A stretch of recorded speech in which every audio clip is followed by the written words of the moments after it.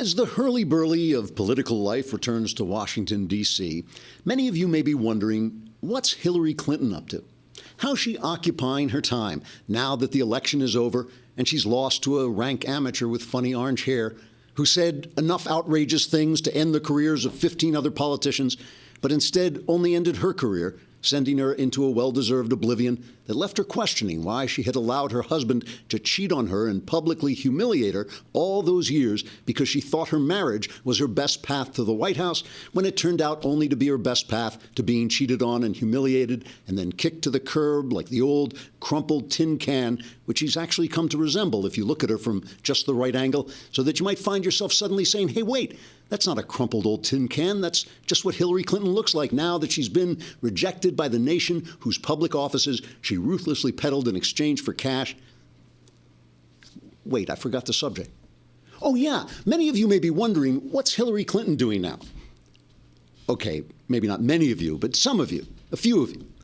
Okay, no one's wondering. But the point is, I think as human beings, we can all open our hearts to Hillary and sympathize with the fact that it's painful when your career ends in a ruinous shambles that stands as a rebuke not just to your political philosophy, but to your behavior, your personality, and your painfully obvious greed and hunger for power, not to mention your fashion sense and your hideous screeching voice. And you, the public, might want to know how a person recovers from such a setback and learns to live again in hope and joy before ultimately dying in bitterness and obscurity. Well, you'll be happy to know that Hillary is beginning to break out of the initial depression that caused her to lock herself in the cramped tower room of her Gothic Chappaqua mansion and scream Donald Trump's name to the indifferent heavens at the top of her lungs.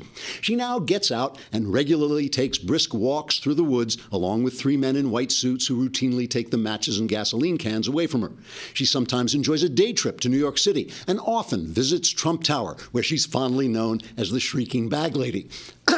And of course, she enjoys spending quiet time with family and says she looks forward to teaching her granddaughter that there's nothing a girl can accomplish if she allows powerful men to walk all over her and then sells her soul for every opportunity to seize cash and position and then goes down in metaphorical flames. So all in all, I think I can reassure you that Hillary Clinton is going to be okay. And while, yes, she may be depressed to realize she'll never be running for office again, she at least knows she can serve her country by never running for office again. Trigger warning, I'm Andrew Klavan, and this is The Andrew Klavan Show. I feel hunky-dunky, life is tickety-boo. Birds are winging, also singing hunky-dunky-doo. Ship-shaped, tipsy-topsy, the world is zippity-zing. It's a wonderful day, hurrah, hooray! It makes me want to sing. Oh, hurrah, hooray! Oh, hooray, hurrah!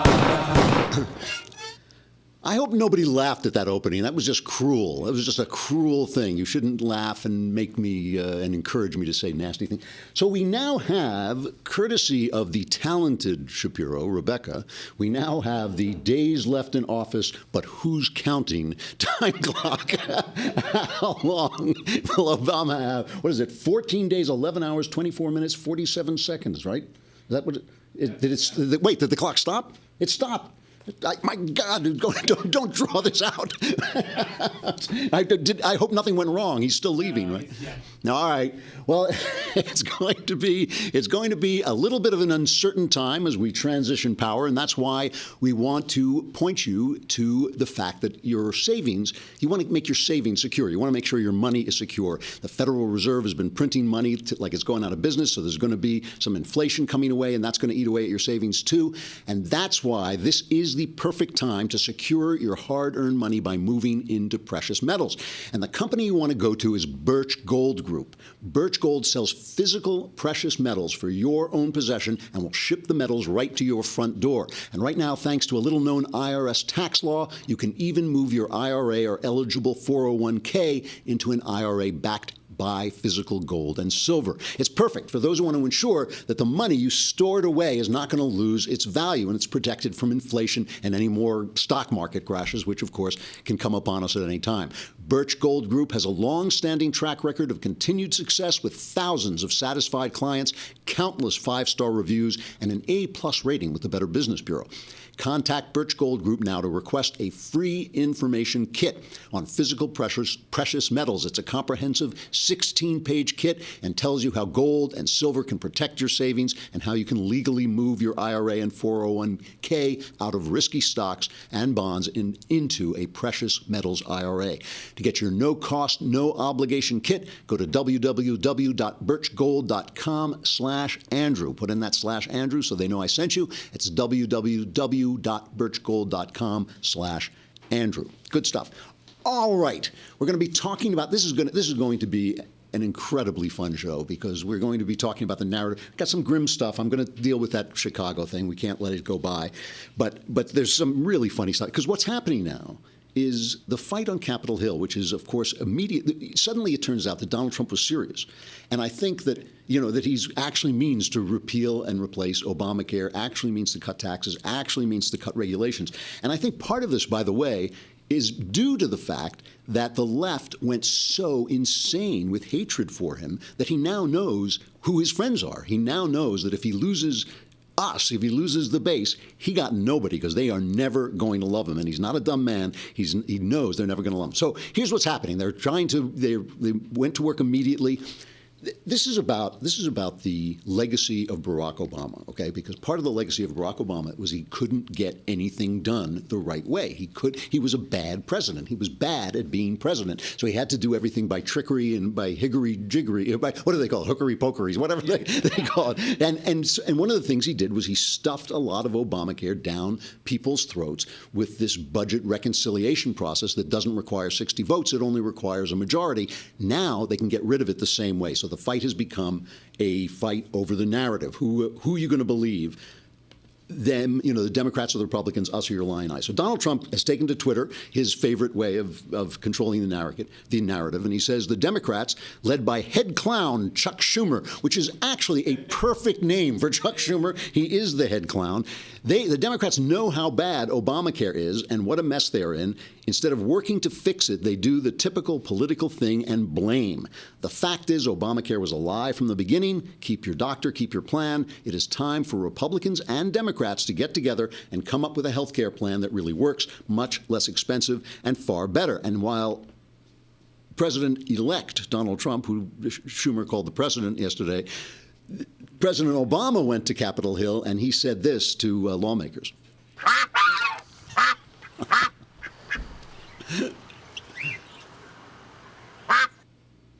Because he's a lame duck.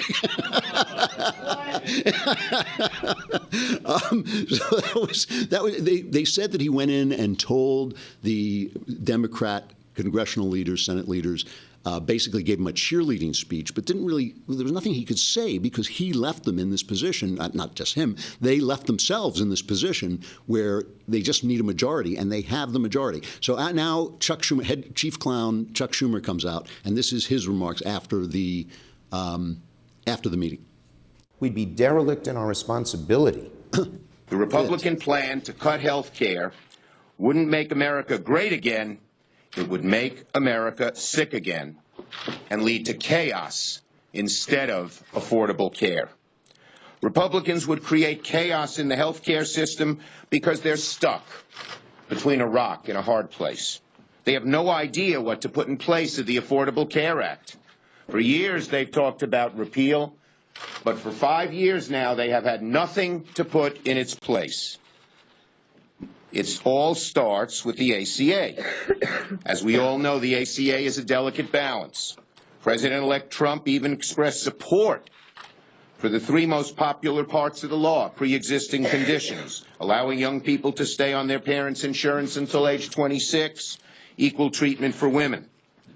But Republicans will soon learn that you can't keep the good parts of the ACA and remove the rest of the law and still have it work.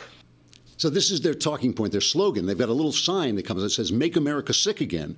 But that was the slogan of the rocker Alice Cooper when he ran for president. Does anybody remember he ran for president? Here he is running for president in 2016. There's the "Make America Sick Again" thing. And here's his act where he pulled out this old 1970s song he had elected, and here he is. I'm soft brown color meat, I'm your choice. I wanna be elected. I'm Yankee Doodle Dandy in a gold Rolls Royce. I wanna be elected. So, and his T-shirt says "Make America Sick Again." So that's the Democrats are now selling it, and so this is them trying to seize the moment. Remember, Ross Douthat wrote about this. Ross Douthat, the columnist in the New York Times, a former newspaper, writes a column every year about what he got wrong, and he says what he got wrong when he said that Trump wouldn't be elected was not that he misjudged Trump, because he had already misjudged Trump and realized he'd made a mistake and this was a talented guy. But what he got wrong was he thought that the opposition was stronger. He thought the conservatives on the Republican side were stronger, and he thought that the Democrats were better at selling their fear-mongering narrative. But the question is, and I asked this yesterday about Obama, it's true about the Democrats in general, are they really good at spreading fear, or is it just that the media has been so monopolized by them up till now, and the media has been undermined, and Trump crushed them. So listen to Nancy Pelosi selling her side of this. If you're a senior, Medicaid, almost half of Medicaid is about long-term health care. You want grandma living in the guest room? You repeal the Affordable Care Act. You go along with, this is part of an initiative that is part of the Ryan budget that says we're going to voucherize Medicare, we're going to block grant Medicaid. So this has a tremendous assault on the health and health security and the financial security that goes with what the Affordable Care Act has done for the American people. And so make America sick again? Is that what the Republicans want to do? When Nancy Pelosi says you want grandma living in the guest room, it's like a personal threat. You look at her and you think, like, I'm going to come home and Nancy Pelosi is going to be sitting in my guest room. If you repeal Obama, I'm coming to live at your house. But here's the thing. In 2014, for the first time in more than 130 years, adults ages 18 to 34 were slightly more likely to be living in their parents' home than they were to be living with a spouse or partner in their own household. First time in 130 years. It's fueled primarily by the dramatic drop in the share of young Americans who are choosing to settle down romantically before age 35. Dating back to 1880, the most common living arrangement among young adults has been living with a romantic partner, whether a spouse or significant other. This type of arrangement peaked around 1960. So who's to blame for this?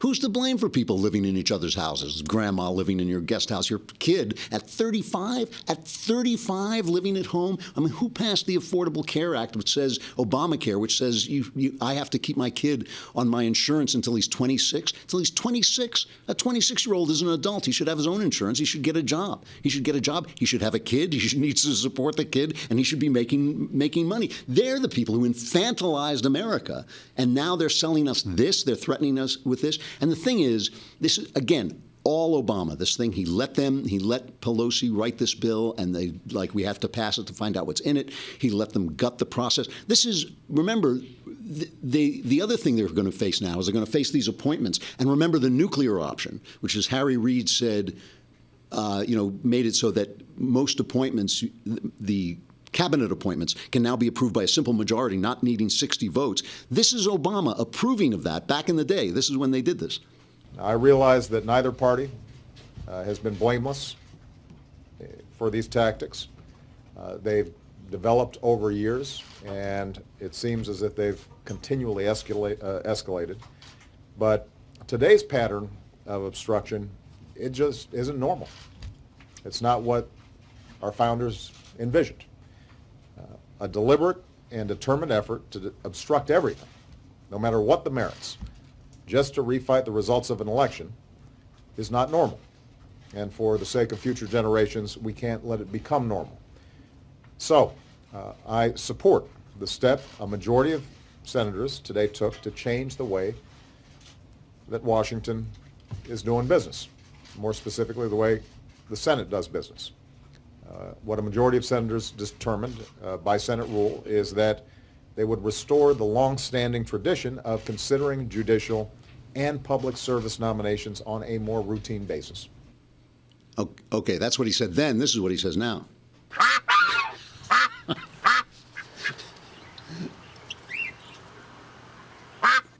Because he's a lame duck. All right, but here's what Schumer says now about this. We'd be derelict in our responsibility to the American people if we just let's do all of these in a week and not ask them any tough questions.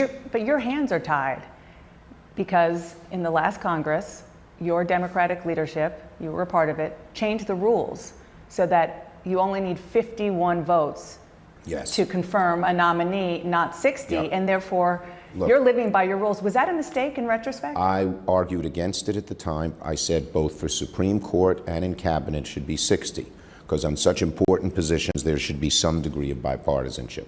I won on Supreme Court, lost on Cabinet, but it's what we have to live with now. Not the greatest situation when you're in Wish the it minority. hadn't happened. You wish it hadn't happened. Yep.